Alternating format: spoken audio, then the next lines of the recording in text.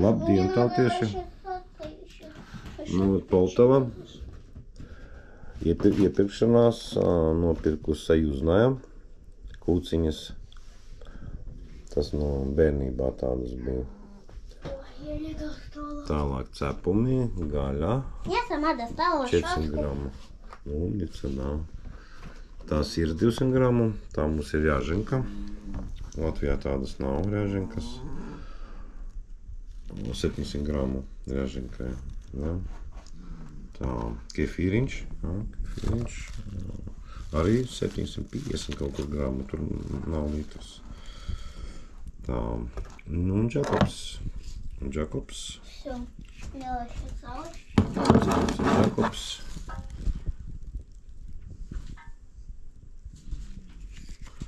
Tā, nu un desa. 700 gramu desas. Vietējā, garšīga. Nu, desa mums sanāca 100 grivnas. Un šis kopā bez desas 516. Nu, pēc eiro sanāk 15,5 eiro. Un šis viss kopā izmaksāja. Jūs varat iedomāties 15,5 eiro. Nu, Latvijā uz pusi lētāk var to visu nopirkt. 2023. gads, 10. decembris. Nu, te uz čeka var redzēt, kad ir izlaists. Jā. Tā kā, nu, jūs varat iedomāties, kā cilvēkiem dzīvot. Satiku. Nu, ar taksistu runājos.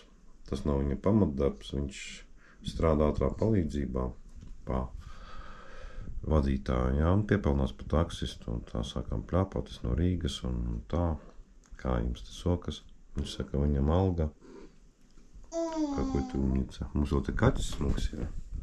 Paskatieties, kāds mums viens kaķis. Суперик. Ему интересно дуже что. Конечно, ему интересно, что здесь происходит. Лапу дает, да? Шматяку дает. Мило. Ну, baigi Хотя superīgais. чтобы его погладили и лапу. Milos kaķis. Nu, Так и не задерживай. Nu, un sanāk viņam alga А если видели, как насыпает в баллон вот так вот. 75 eiro. Nu, kā cilvēkiem dzīvot.